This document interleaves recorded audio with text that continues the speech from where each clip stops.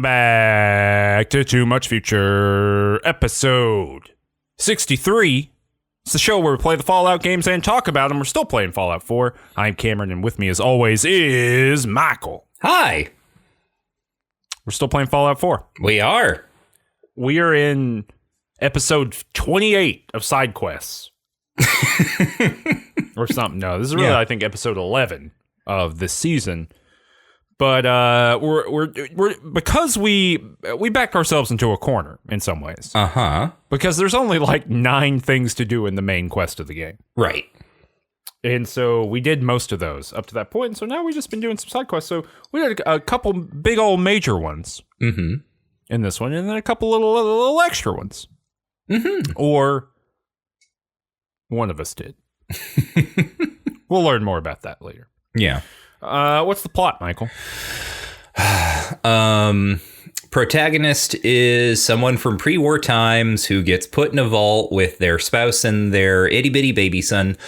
They are cryogenically frozen. At some point while being frozen, they are half unfrozen, and the itty-bitty baby son is kidnapped. Spouse is killed. Protagonist wakes up some indeterminate amount of time later. Goes on the hunt, finds out the world has been obliterated by nuclear apocalypse and then sort of halfway rebuilt, I guess. Travels around, meets all the new factions. The main point is that the mysterious institute that has haunted the Commonwealth forever and is like replacing people with robots for question mark reasons. They stole itty bitty baby son in order to make the replacement robot people. And time has passed more than we thought. It was a longer jaunt than we thought. And itty bitty baby son is now an old man. And he just wants to continue replacing people with robots. That appears to be his primary goal. Meanwhile, there is the Brotherhood of Steel, who wants to destroy all robots. And that's basically it. I guess also exert their dominance or whatever and fly around in their big Final Fantasy ship. There is the Minutemen, who don't want anything other than to be the Minutemen and for the protagonist to be their leader for some reason. And the Railroad, who are entirely concerned with taking the robot people and freeing them, after which additional question marks. But that's kind of it. And we've left that all sort of in stasis as we have pursued various side quests. What did you continue because we talked about that in the last episode. You've sided with the Railroad. And I've sided with the Dastardly Institute. Because science. It's 2008 and we love science. This game came out way after that, but it's 2008 and we love science. You know, that kind of thing. Yeah. Wait, so did you just do some side quests here, or did you follow that up? This was all side quests for me. I saved other stuff for the next episode. So we went out amongst the people, bullhorn in hand, with big clanging cowbell to get attention of the people riding on horseback. You know, going from town to town with a lantern, a silver lantern. Silversmith business. To say what side quest you want us to do, and people told us some, and then we did them. We did 2 real big ones. Yes. The first is the Cabot house, and the second one is the USS Constitution. Yep. Which one do you want to talk about first?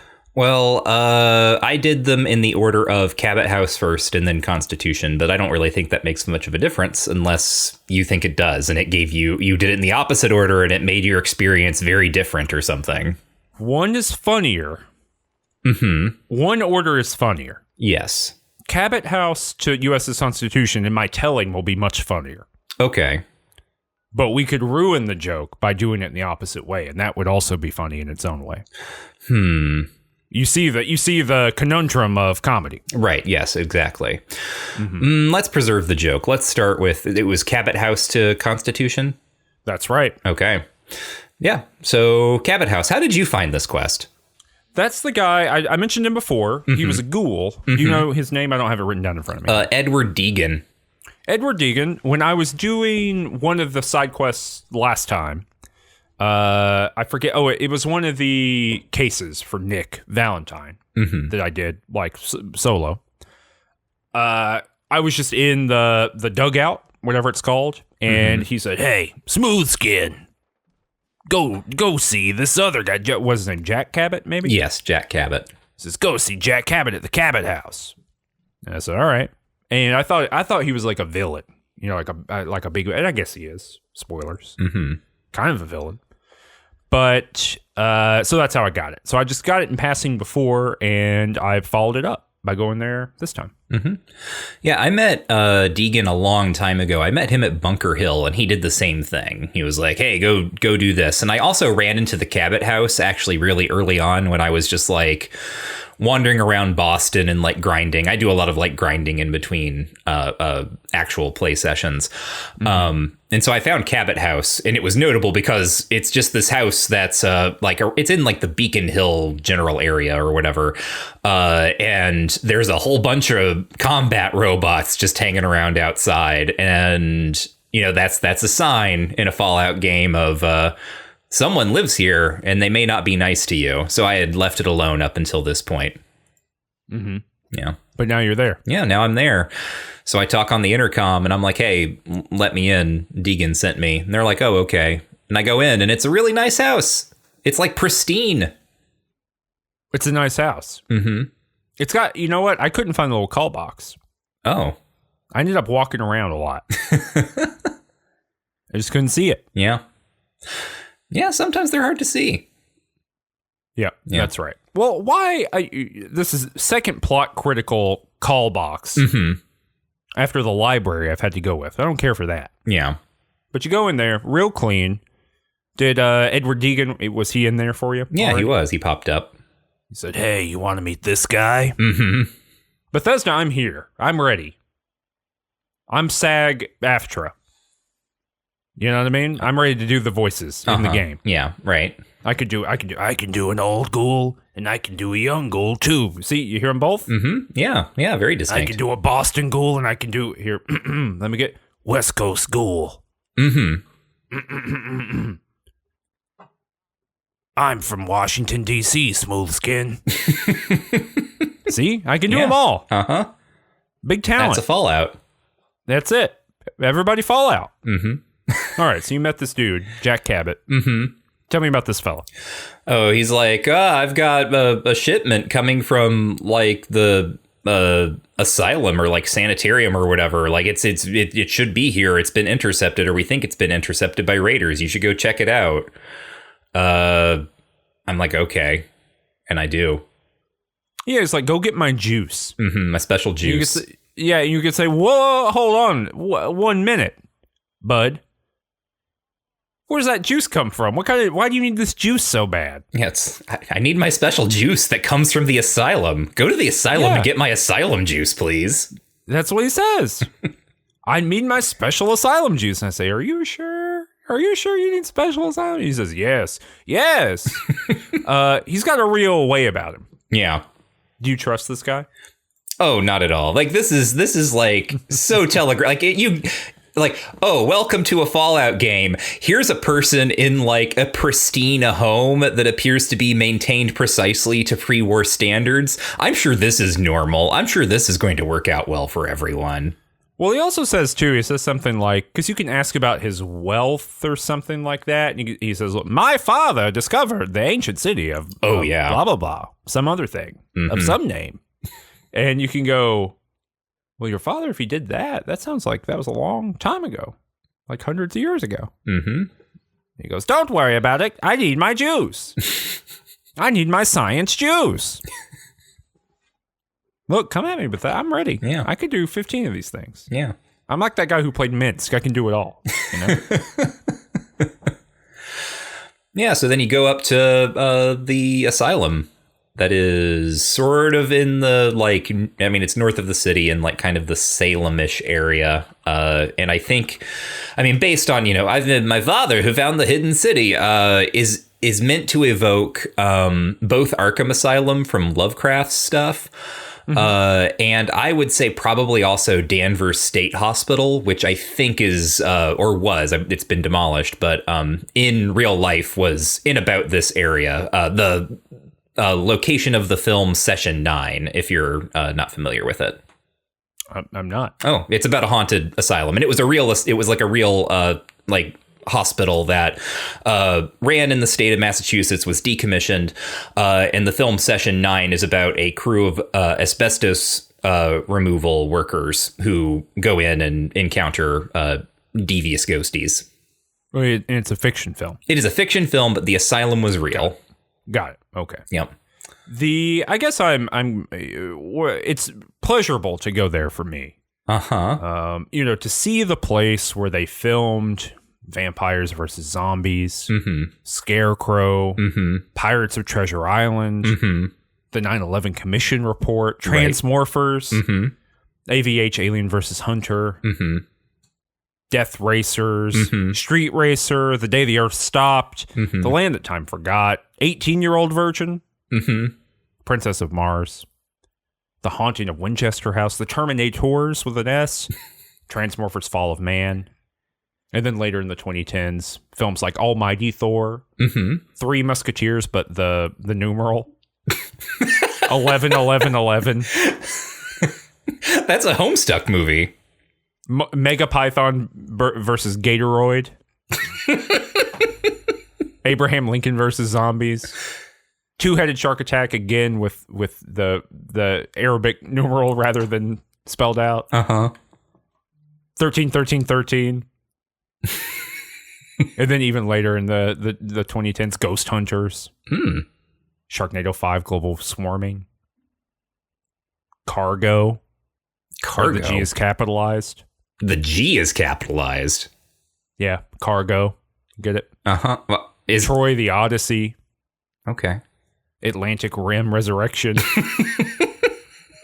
Which is sequel to Atlantic Rim, just in case you know. Yeah. Avengers Grimm Time Wars. What? What one is that? Avengers Grimm? Yeah, Time Wars. It's the sequel to Avengers Grimm. So, hold on. I'm guessing from the title here. Look, they filmed it here in the asylum. I don't know what to tell you. Avengers Grimm. Yes. Okay. It is, for some reason, it is, I mean, not even for some reason. I understand why you do this. But it is the Avengers, but fairy tale characters. Cool. Yeah, it's a marked film in American history, and this is where they did it. This is where the magic happens. Then in the 2020s, they continued to make other films like Top Gunner. Triassic Hunt. Aquarium of the Dead. Planet Dune. Moon Crash. Titanic 666. Shark Side of the Moon. Headless Horseman. And of course, 2023's Attack of the Meth Gator. Meth Gator? Yeah, the Meth Gator. Oh, okay. Don't get it messed up. You gotta use your proper nouns here. Yeah, the Meth Gator. All right. I really like how the industry has looped itself there, because what I've heard about Cocaine Bear is that it feels like a major studio put out an asylum film. That's great. Yep. Asylum put out an asylum film. Right. Also. Why settle for less? Yeah. Look, you go, if you want to eat the best sandwich, you go to the sandwich maker. You don't go to the steakhouse. If you want an asylum film, you go to the asylum. But anyway, so all that's happening there, and we meet some guards. They die later. Yeah, I guess they do. But they get to be their own character. No, I looted her body. I know for a fact she died. Yeah. But you get to talk with her, and she says, yeah, the asylum was attacked by raiders. And then my little map went, doop. And I had to go kill some raiders. Were they like super strong or anything for you? No, not really. I had an all right time with this. My diversion here was I kind of wandered in the wrong direction for a little bit into I found a tower like not too far from the asylum. Like there's just like this stone tower kind of off to the west of it a little bit. And I'm like, what the hell is this like Dark Souls looking thing? Yeah. And I go right up there and I set off all of the raiders who are apparently camped at the bottom, but didn't see me come up and go into the tower. And I've swapped out companions. I got rid of Strong because he was boring. I swapped him for Curie.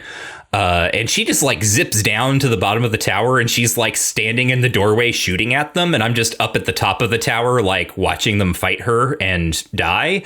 And then a Deathclaw comes like roaring up out of the mist and they're like fighting the Deathclaw. And I'm like, well, that's not my problem. And so I leave and then I go and I fight those raiders. And I don't have a particular issue with them. I just like come up and I shoot them and I get my special asylum juice.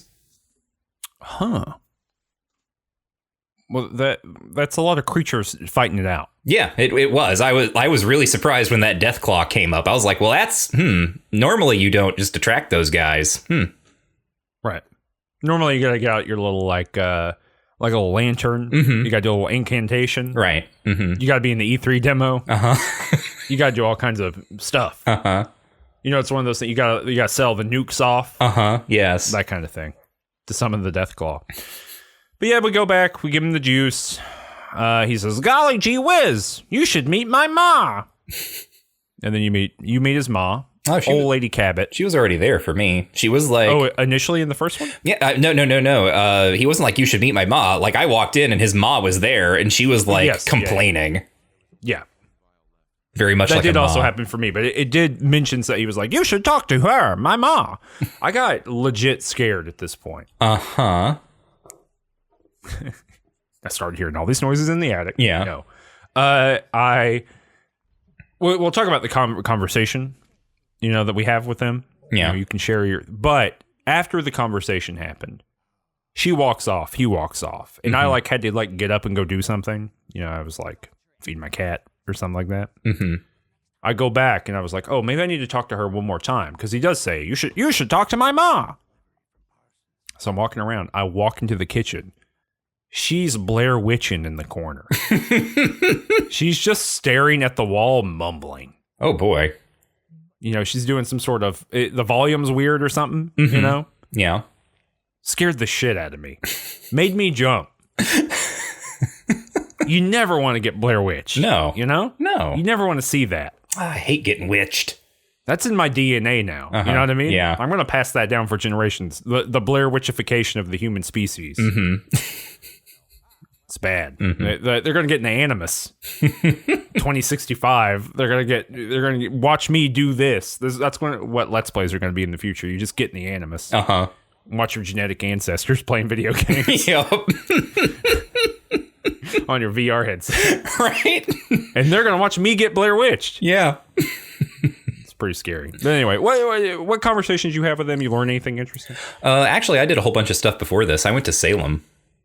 Oh, tell me about it. Because I was already in that area. And I had an open quest in my log because when I was wandering around Diamond City, I literally passed a guard. It was one of these things where the guard was just like, I heard some stuff was happening at the Museum of Witchcraft up in Salem.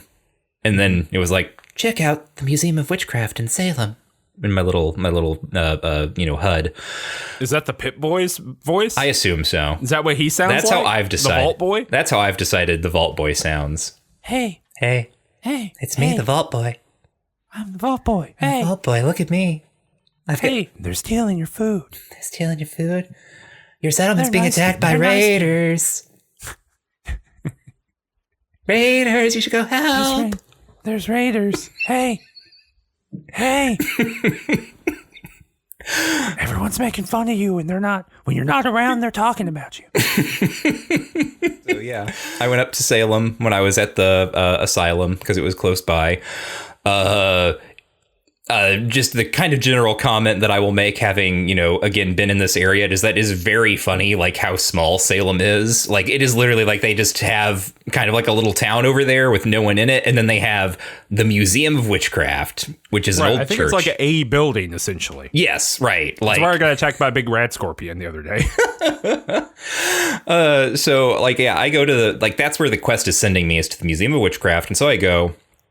And there's like a graveyard beside that, and I find someone's corpse, and it's like it's a gunner or something, like one of these mercenaries who are always running around.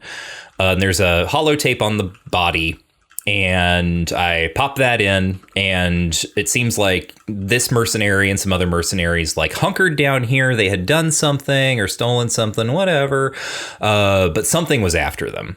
And they're like, what have we found? Or like, what's with us? And I'm like, well, great, whatever. So I find the like cellar door to the museum, and I go in, and I'm walking, like I'm creeping through the cellar. It's all eerie and quiet, and there's something upstairs. You can hear it boom, boom, boom, boom.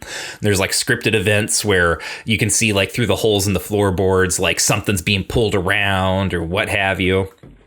So I work my way all through the cellar, and then I come up to the top, and I like pop out into the church itself, or rather the museum. And the entire time I'm thinking, this better not be a death claw. This better not be a death claw. It's a death claw. So it's just, there's a death claw there, and I fight it. And luckily, it cannot follow me into the tiny room that I come out of from the cellar.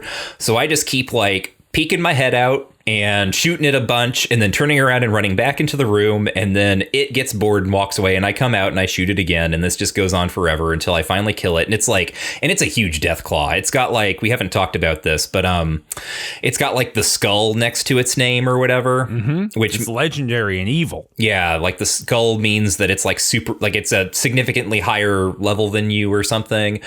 So I kill it, and then poke around the ruins of the museum a little bit more, and in the bathroom I find a like what I think at first is like a ruined Deathclaw nest, but then I find in the midst of this one perfect Deathclaw egg. It's actually called a pristine Deathclaw egg. And there's another holotape that suggests that these guys stole this egg from a Deathclaw nest for some buyer, like back in the city. And they stole it like from a nest nearby or something. And so then I have a choice. I can either go back into the city and turn it over to the guy that they were going to get it for to begin with, or I can return it to the nest. And I choose to do that because it's less far to walk. And wouldn't you know it, the Deathclaw nest is literally right beside that stone tower that I mentioned earlier. So presumably whatever Deathclaw came up and fought those raiders was one of the Deathclaws that hangs around down here.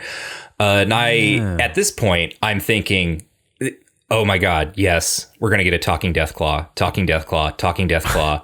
And I go up, and there's like a little... No one's ever wanted a talking animal more than you do. I want that talking Deathclaw. I want that talking Deathclaw.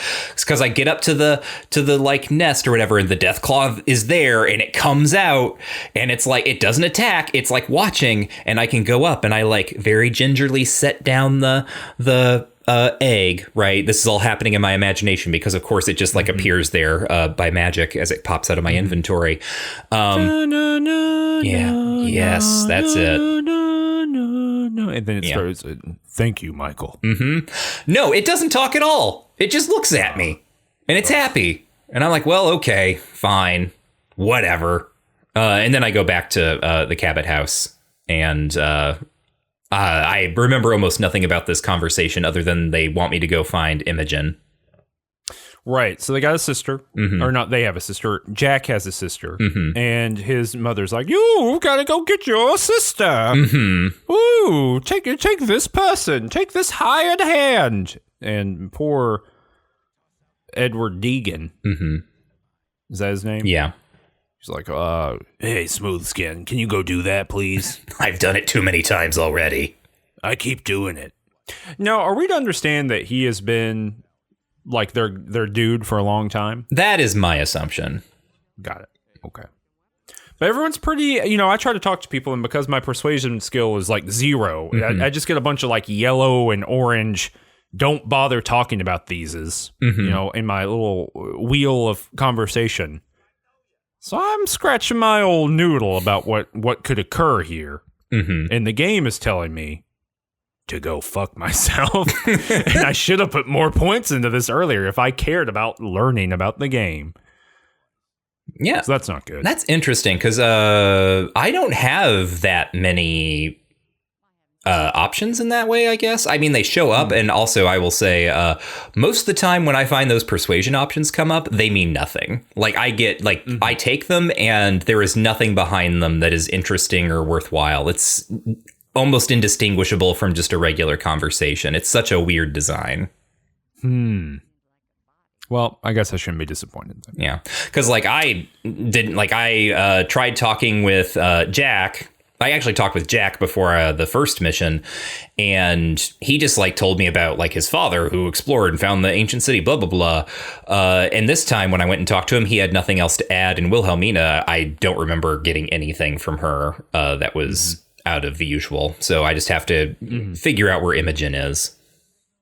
Well, where'd you find her? Well, I had to go to the third rail, back to that bar in Good Neighbor. And I went down underneath and I talked to your best friend. Talked to my best friend, Whitechapel Charlie, should have been a companion. And he tells me I should talk to Magnolia, who is the lounge singer. So I talk with her, and this is actually one point where those persuasion options come into play, because what I can do instead of just asking her questions is like flirt with her mercilessly, which I do up until the point that it's impossible, and then she like shuts me down. Tonk is able to do that too. Tonk 4. Yeah, and he just opens with the killer line. Hey, you want to have sex? Eleanor's a bit more subtle than that, I feel like. He doesn't really say that, but it's close enough. Yeah. I went for it. It was like a red check, and I went for it. Yeah. He was like, hey, I'm in a big suit. What do you think about that? It's that level of like cool guy energy. Yeah. So, but yeah, she like knows. What's her name? Imogene? Emmanuel? What's her name? Imogen. Imogen. All right. So she knows her. And tells you where to go? Is that true? And she doesn't know, but she suspects that, or actually, maybe she has a hint that it's Thomas. She brings the doorman down. Right, she brings the doorman down, and he's the one who points you to Brother Thomas. He gives you the flyer, because there's been this guy who's come through named Brother Thomas, who's basically the leader of a new startup little cult that's getting going in the area. Real disruptor in the Boston metropolitan area. Yeah, and he's like, she was talking to him. She went with him. So if you want to find her, that's where you go. And I was like, sure thing. And then I like wandered into another room and I ran into another companion named McCready. Oh, yeah. Yeah. He's like getting talked to by some other mercenaries. They're like gunners. And apparently he was with them and he's like now cut out on his own and they're trying to like sort of pull him back in. And he's not having any of it. And then I don't think I end up killing them. It was a while ago when I played this particular part. I think they just like go away. But then I talk with him and he joins my party and I'm like, I don't want you in my party. I want my robot friend. And so I immediately get Curie back. Yeah, he was like, hey, you want to hire me after all that was happening? Mm-hmm. And I said, nah, I'm good. So I didn't recruit him. It was that conversation was fun because I just went in between him and the gunners who were harassing him and crouched. And so like when he started talking to me, it was like he was talking to them and then just like looked at the woman's like sitting, like, you know, kneeling before them, like looking back and forth. Mm-hmm. Good stuff. Good. Yeah. So Brother Thomas has some sort of cult headquarters down on the Charles River. It's in a big old amphitheater. That is also based on a real place, a real amphitheater in Boston. I have been there. Do you want to know who I saw there, Cameron? When was it? Give me a date range. It was pre-COVID. Okay. So sometime before the year 2020. I would actually in all of human history. It was 2018 or 2019, sometime in there. Who did it? 2018 to 2019. Who did you see in an outdoor amphitheater? How many people can it accommodate? Oh, quite a few. It's much larger in real life than this little representation in the game. Yeah, the little representation could accommodate maybe 80 people. Yeah. Total. Mm-hmm. I'm gonna say that you saw. When's the band from? Are they a legacy act or a new act? Oh, legacy, absolutely. Kiss. No. Oh, shit. I saw... Wait. You're not a Springsteen person. But you're closer. Oh. It's not Bob Dylan, right? It is Bob Dylan. I saw one of Bob Dylan's infamously terrible live shows at this amphitheater. I can't believe it. I can't believe you'd betray me this way in the past. I mean, I didn't want to go because I had also heard about how awful his live performances are. Yeah, because you've listened to Bob Dylan before. Yeah. Zoom, pow, pow, take pow. that, Bob. I mean, not Take just that, Robert. right? But like legendarily, Bob Dylan is like extremely hostile to his audience during his live shows. Yeah, doesn't he like turn his back and just play the guitar and shit? Yes, right. He doesn't play any of his own music. He just plays the stuff he wants to, and it was really wild. I only went. It might be good if he's not playing his own music.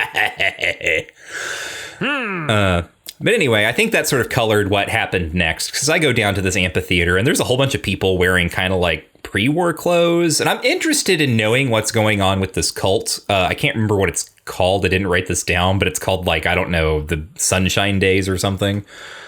And I get Brother Thomas to come out and talk to me, because all these people are sitting around like wearing these kind of pre-war clothes. And I'm like, hey, I'm here to talk to Imogen. I'm looking for her. And he's like, well, she's in back. Like, she can't talk to you. She's indisposed. And I guess kind of like the residual rage from my Dylan experience leaks through here. And I just start threatening him. And I'm like, you better let me see Imogen. And he's like, oh, yeah, well, we have ways of dealing with you. And then everyone hostiles me. And so I kill them all. Yeah, same. Mm-hmm. I don't even think I threatened him. I was just like, where's the Goyle? Where's the Goyle? And he said, have you heard the good news? And I said, about this power armor? Shasha! Skidoo! Hey, I Googled how to make Bob Dylan in Fallout 4. Uh-huh. Found this Reddit post that just says, I'm sad that Talkin' World War III Blues by Bob Dylan isn't in Fallout 4. That's the subject. Body. Pretty much it. Well, all right. Yeah. Okay. I was just wondering if there maybe someone had done that already and had like the values you could just put in. Right. Like download it from Nexus mods, like pre-made Bob Dylan. Yeah. Exactly. I'd put him in. Turn Curie into Bob Dylan. Oh, there's so much science to do. Ho, ho, ho. Oh, the bad science is happening here. Ho, ho, ho. Curie's great, by the way. Having a good time. Yeah, I like her a lot. She fucking hates everything I do. Yeah.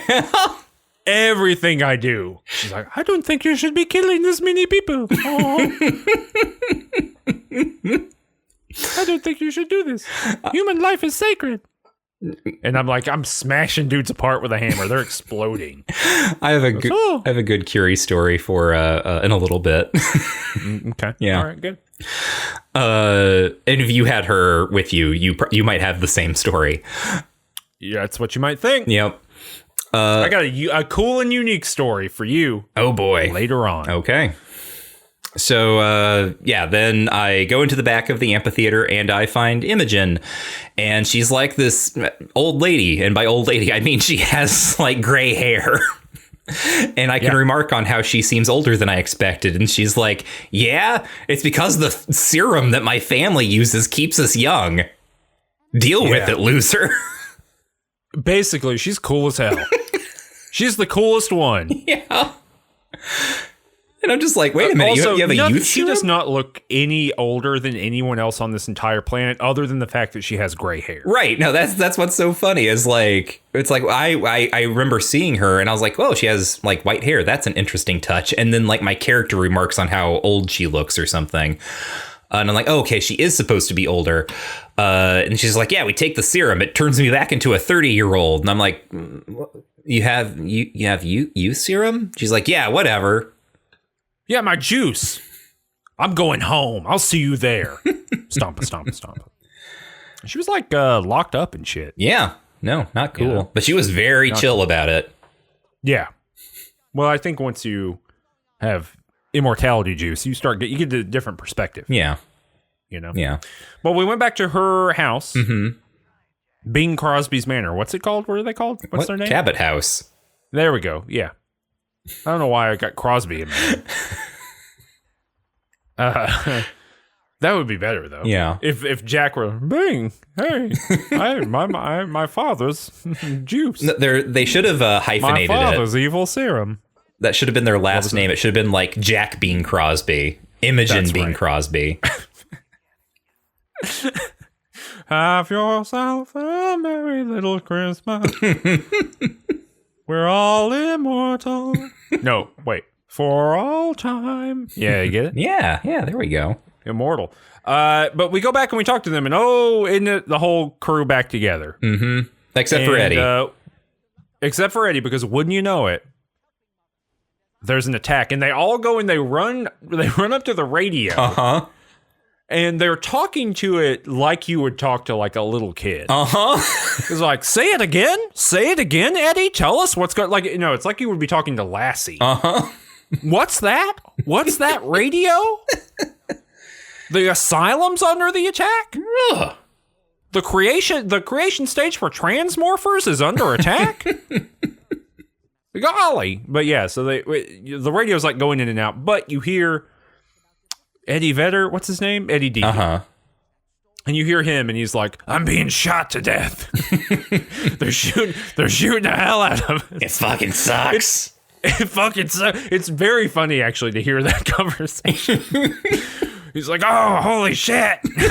And then he's like, "They're at the elevator. I gotta turn the elevator down." And Jack is constantly being like, "Send the elevator down to the bottom floor." Do that. Like, what a specific detail to be communicating over shortwave radio. Mm-hmm. It's just, the whole thing is very, it's like going to a stage play. Mm-hmm. They're all crowding around listening to stuff, but they're doing it, and they say, "Hey, go help him out because the asylum is under the attack." Those raiders, they might have been a little bit more organized than we thought they were. Uh-oh. You know what I mean? Yeah. They might be able to do math and science. Mind you, we read, remember 6 months ago when we read some, what do you call little terminals? Uh-huh. Learning about where every raider on the planet came from and what their familiar and genealogical relations are to one another? Yeah. So these are some of those, I guess. They get names later. Mm-hmm. Well, so he runs out. Yeah. Jack says, "All right, I've got my one gun." Uh-huh. He's like, "Tally-ho!" Tally-ho. And then he starts dropping lore. Yes. So, here's the thing. You could kind of skip some of this lore because you don't have to follow him. Yeah, you can just fast travel.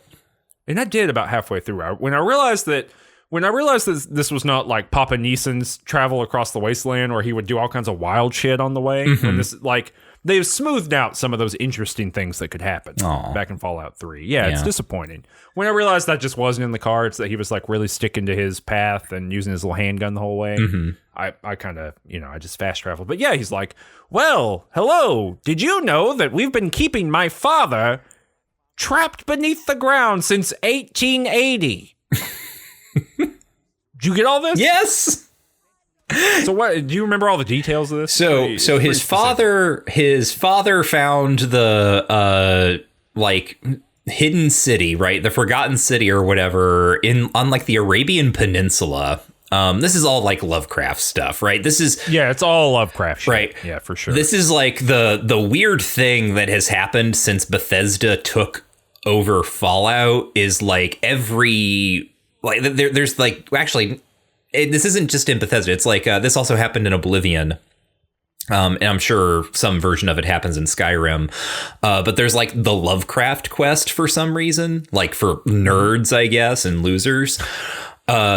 So he like found the hidden city beneath the Arabian Peninsula, and he found some sort of artifact that granted him terrible powers, and also in some, like, this becomes clear once you actually see it, and it's like the wackiest thing in the world. But it's the lost city of Ubar. Yes, in the Rub al Khali desert. Yes. Just giving you that specific info. Yeah, because that's real important. Especially once the artifact, as they can continue to call it, has fused with his central nervous system. And has made him dangerous. So they are keeping him underneath the asylum and in like a special room that dampens his like powers. I don't know if we are told at this point. I think we might be that like his powers are telekinesis. Like he's got some. Yes. We are told that. And it has also made him immortal.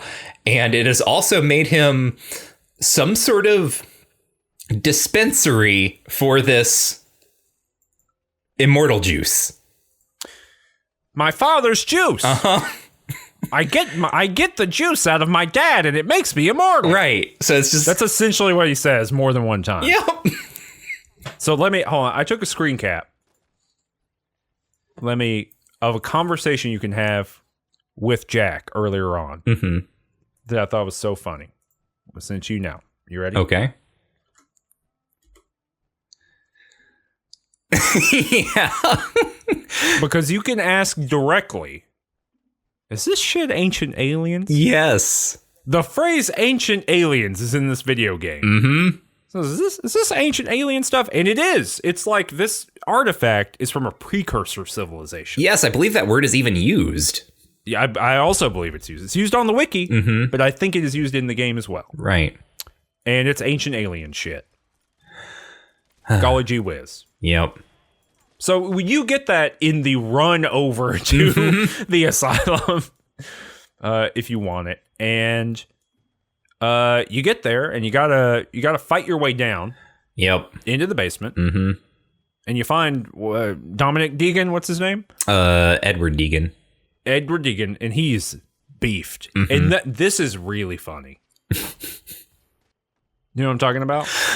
The part where he's like lying there dying and Jack just like ignores him.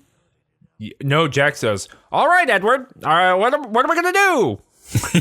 Yeah. He's talking to him as if he's like up and around, but yeah, he's been like pierced in twain. You know what I mean? He's been beefed. And yeah, you and this nerd clear the whole thing, and then you go down the basement, and it's your old papa. Yeah. Or his old papa. Did you read the terminal that has the records for all the patients on it? No, I did not. So it's very funny because there's like 5 maybe patients in the terminal. One of them is Papa, and it's on the computer, and it's from, like you said, 1880 or something. And then it jumps forward 200 years to like just pre-war. And also you clearly put together that Jack Cabot has been like the administrator of this facility this entire time. And so, we got Lorenzo. He's down in the deep basement. But then the other people who are here, it's some classic like Bethesda terminal writing, I guess, in the sense that just off the top of my head, I think there might be 1 or 2 that I'm not remembering here. One of them is a guy who is just straight up a serial killer. And it's like, it describes, it's like, here's the patient's name, here's when they were admitted, and like, here's like their symptoms or whatever. And so like the serial killer guy is just like, he like killed a bunch of people and he's like constantly laughing to himself or whatever. Then there's one woman who gets admitted. Well, okay, there's a guy who gets admitted who thinks he's a superhero, and like that's the whole thing. Another woman gets admitted, and I don't remember what she's admitted for exactly, but it specifically said that she like refuses to wear anything but like black leather, and also demands that like 2 men be allowed to come and visit her like every month or something. And the Jack Cabot, the administrator, like during these special visiting sessions, like he watches them. So like there's like just a weird S&M joke going on here for some reason. This sounds like these aren't all Batman villains. That's not Catwoman. I mean, it might be. Okay. Yeah. I mean, it could be. I just picked up on the like having 2 visitors and like Jack Cabot gets to watch. I like watching. My dad lives here. These Cabots they're messed up. Yeah. So yeah, we fight down to the thing, and then there's like the leader of the Raiders is named Lefty, and Cabot is got some sort of like they want to open up. So here's what I thought something was going to happen here. I thought there might be some sort of plot, right? Because the Raiders have clearly been using the serum because like once you get into the basement and you're killing them, like they have vials of serum on them. Yeah, they're quite a bit stronger. Yeah. Like they got more hit points and whatnot. Yeah. And they're like trying to get into the room where the father, Lorenzo, is being kept. And I was sure that there was going to be some sort of weird twist where like or not twist exactly, but like somehow like the father was like calling the Raiders to him to free him. But that is not really what's happening. They just seem to have deduced somehow that there is a man underneath the asylum who dispenses immortality juice, and they've decided to get him. Oh yeah, no, yeah, that was also my assumption, and I just thought that maybe I missed something. Yeah, you know, a confirmation. But that was the same thing I got. Like, oh, he's bringing them here, and it would have been cooler. I mean, look, I'm but a mere fool who can discern patterns in reality around myself. Mm-hmm. But it'd be cool if it had been like Mirelurks or super mutants, you know? Mm-hmm. And we could have gotten a little thing that's like, oh, they keep attacking. I don't know why. Mm-hmm. And it's like, oh, super mutants are more, you know, receptive to psychic, telepathic communication. Right, because that was my immediate... You could talk to one and they'd be like, the man is speaking to me. Or they'd be like, the man is speaking to me. Right. I expected something like that. And then I realized it kind of didn't make sense because if the family is using the immortality juice, then they should also be getting like the psychic distress signal or whatever. Like, why wouldn't it be affecting them? I don't know. I don't know either. Yeah, hard to do. Anyway, he like comes up and he's got, you can see him they got him in the like Magneto room from X-Men, right? Yeah, they do. He's playing chess too. Yeah. He's like, Charles. He's Charles. He's got this thing on his head. It's like a helmet or a headdress. And he asks you to let him out. And of course, Jack is like, don't let him out.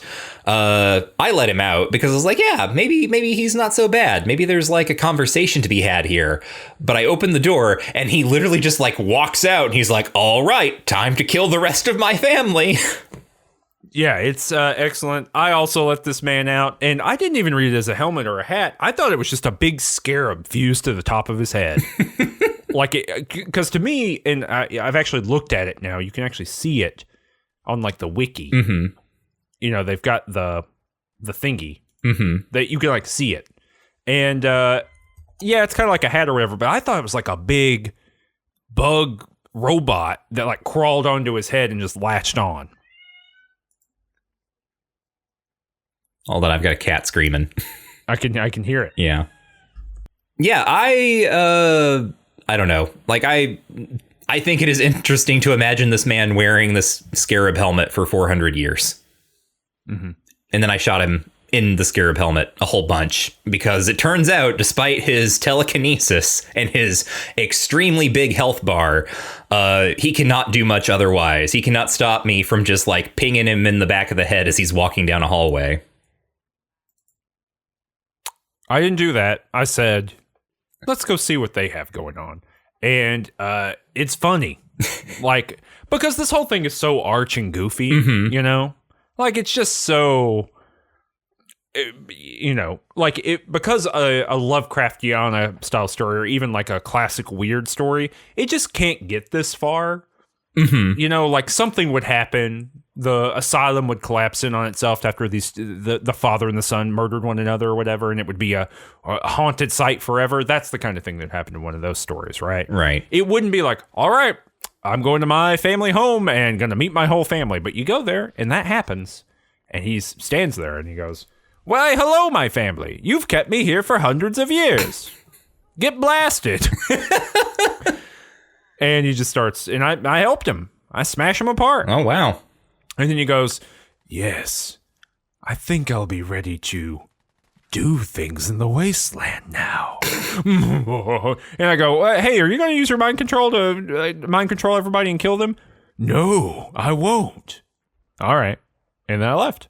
And then it went ding, and I got my achievement and my experience points. Hooray. Yay. Yeah, no, I killed him. And then I left and I went back and I talked to Jack and he was like, I wish you hadn't let Father out. And I was like, don't worry, I killed him. Yeah. And that was kind of They were like, well, it sucks not having our immortality juice anymore, but I guess we'll just have to deal with it.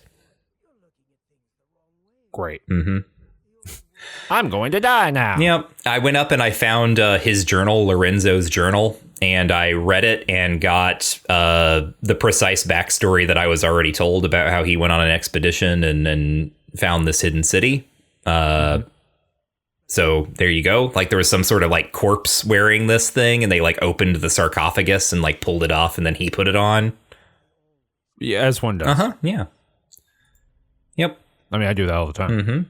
I'm always opening sarcophagi, ancient sites of learning and lore, reading books from libraries from decrepit time periods of moments past. Right. And my thought is like, if that hat is good enough for a corpse, it's good enough for me. Yeah, that's right. Oh, I also got this is the other thing. Because I let Jack live, he actually used the artifact and made it into a gun for me. So I now have a telekinesis gun. Cool. Yeah. What does it do? The gravity gun? It's not really that. It's like a gun that its attack is like a physics ripple, right? And it just like blasts the enemies back. We did the other quest. Yeah. And then we found the USS Constitution. Well, you ready for the comedy? Sure. There's a big old boat. That's crashed into. It's got rocket boosters on it. Right. It's a huge wooden boat with rocket boosters on it. It's crashed into a savings and loan building. Yes. You go into it, and there's a robot who's a captain. And it says, Yimeji, blah, blah, blah. Come help us. And all these robots talk to you, Protectron, and the guy says, use the accent. You know, talk in pirate talk. And they go, I'm a Protectron, ye matey, that kind of thing. It's funny. You know? Yeah. Get up to the top. He says, Yar, avast, we're being attacked by other robot. Other robots are attacking. I'm a melee character. Other robots are attacking. Raiders. Oh, okay. Creatures. This might be where I get in trouble. Okay. Based on that misunderstanding on my own part. Other robots. Nope. Raiders. They start attacking. I'm a melee character. Right. They're on the ground. We're in the sky. This is hard. Yes. I have no points in anything related to gunning and gunfire. The robots on the ground. Mine now friendly robots. No, the robots on the, who are friendly to me. They are attacking the raiders. Okay. I pull out a handgun, a 6-shot handgun with a sight on it that I've picked up off a corpse. And I start sniping. I shoot the wrong thing. Perhaps, in retrospect, I was shooting robots the whole time. Based on the conversation we've had for about the last 3 minutes. Yes. The captain says, avast you, matey, you're shooting my dudes. And he attacks me. And I kill every goddamn robot on that boat. Ah, damn. That's right. Yep. Take that, robots. So I'm not sure. The golden age of sail, it's 1730. The oceans are battlefields, Napoleon, blah, blah, blah, all that stuff. No way. That's human times. That's not robot times. I'm not here for it. Well, I can say I am not sure if that happened because this happened to me and I reloaded. Because I had no problem. I was just up there, picking people off, and then suddenly Ironsides hostiled me. I think a key thing that Ironsides, who's this ship captain, by the way, and the joke here is that the boat that we're on, the USS Constitution, is called Old Ironsides. Like in real life, this is a real boat, and it's in like the Charlestown Navy Yard, and you can go see it. Right. So he tells you to turn back the raiders, but don't kill anyone. And I think he might just like hostile you if he sees you kill anyone. I'm not sure, though, because I wasn't shooting the robots. I was definitely only shooting the raiders, but he still hostiled me. Well, I thought I was shooting the raiders, but I assumed maybe due to my inaccuracy, I'd shot a robot or two. Yeah. Interesting. Yeah, I'm not really sure. But so I reloaded, and this time I just went down. I just got off the boat, and I went down, and I shot all the raiders down there, and he didn't hostile me anymore. And so then a whole bunch of other stuff happens. Actually, something else happened before we got here. The second I got on the boat, Curie was like, I have a side quest for you.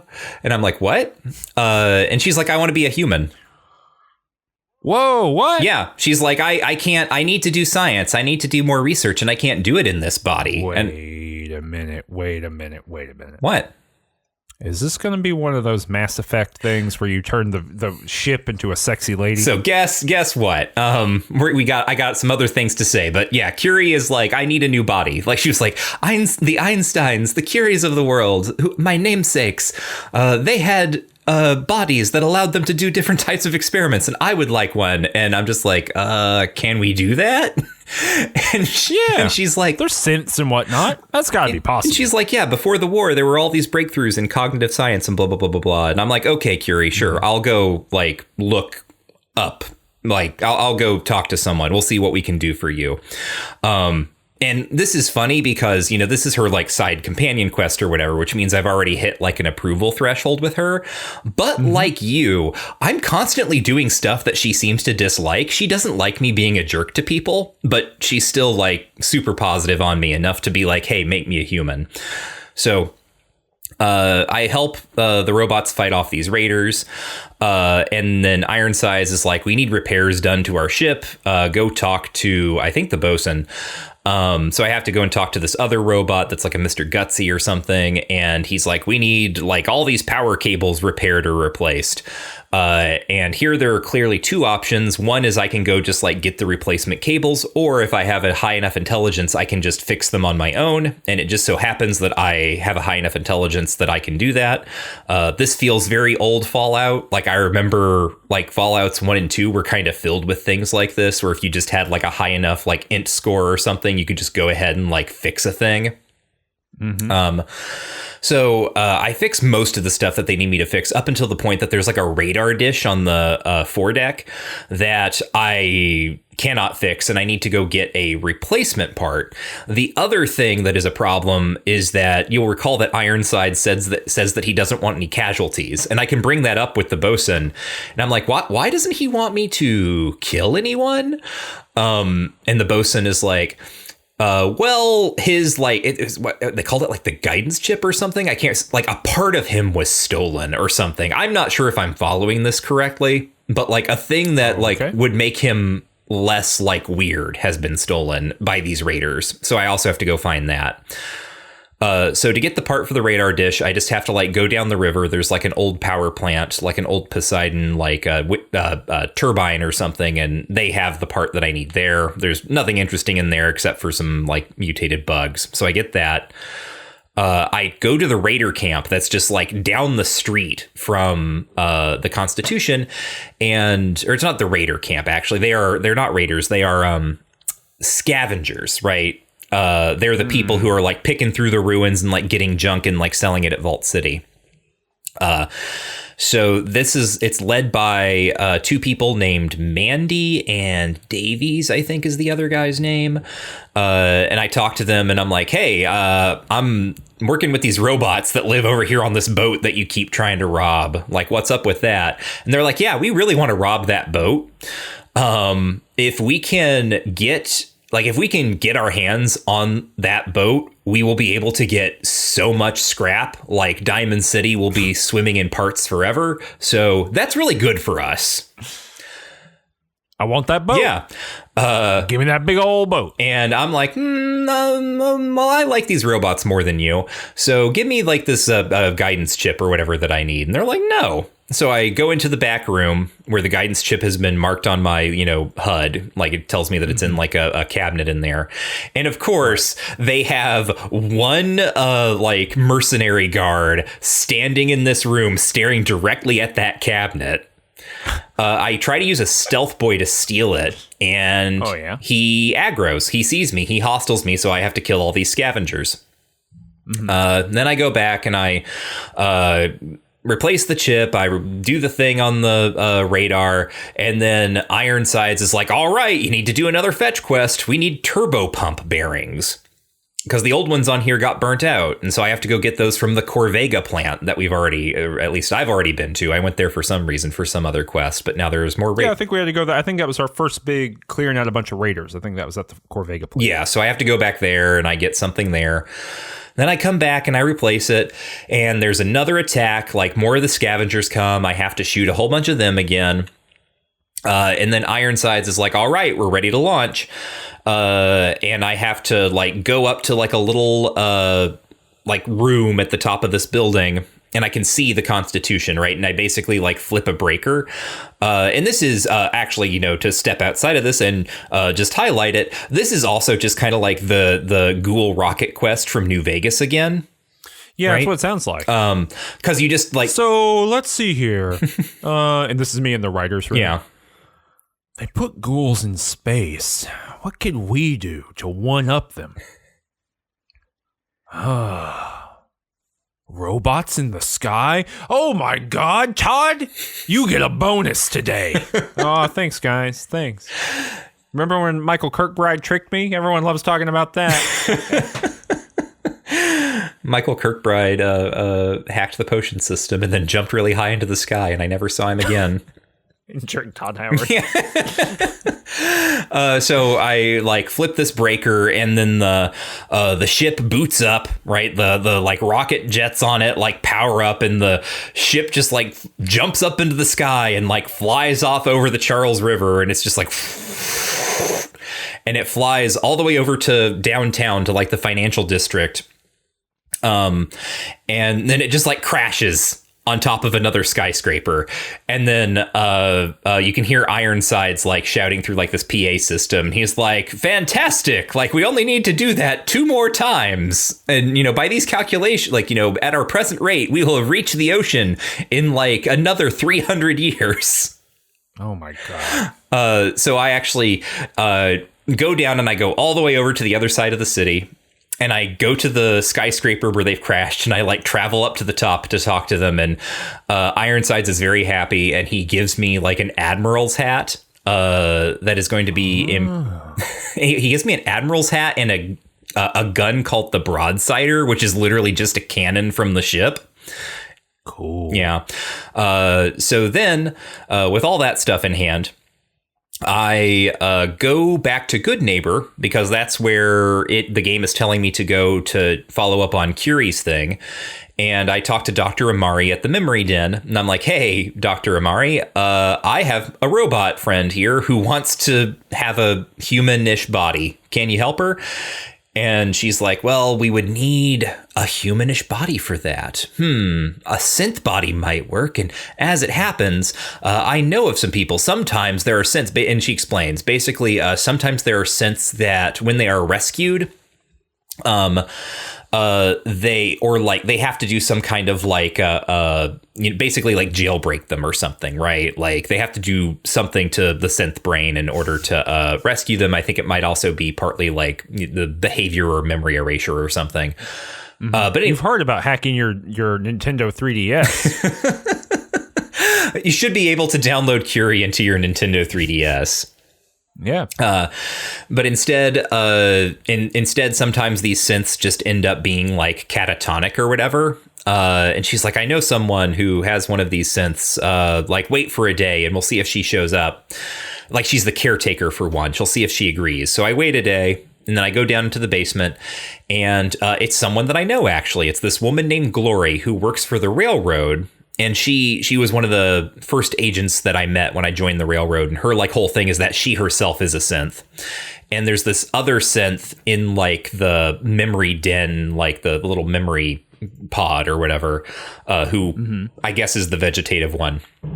And so I have to talk with Glory and basically say, you know, like, who was your friend? Like, this is fine. Like, don't feel bad about like downloading my friend's mind into your friend's body. It's all going to work out. We're all going to be great. We're all going to be friends afterward. It's all net positives.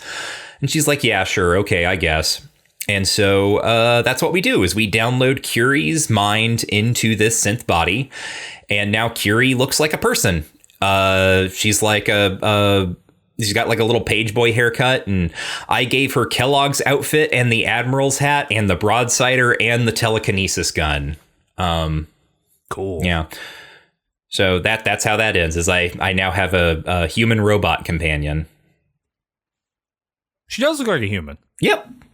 I thought this was going to be Edie from Mass Effect. Right. It's a similar thing. And I thought that they might go in that direction, too. But no, they actually just like, you know, put her in a synth, which I guess raises a lot of questions that don't really matter about lore and world coherence. RE, like synths, people, robots, these like service robots that are everywhere and are sometimes like very clearly like robots and like programmatic, and then in like, you know, the case of Curie are people.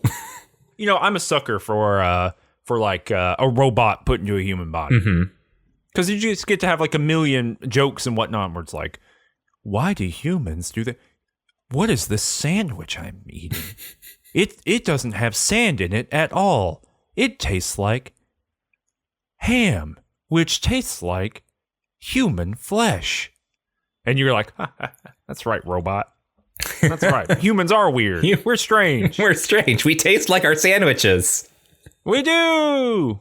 So I'm a sucker for this kind of like idea, but it's funny the way it gets done. Anyway, well, that sounds like you had a grand old time. Those are all I only did 2 quests. Wow. I was too busy. Yeah. I only had time to do 2. We've been recording a lot recently, and I haven't had a lot of time to do other stuff. But did you do anything else you want to talk about? No, that was it. That was my last thing for this episode. Okay. Is my friend Curie, the human robot.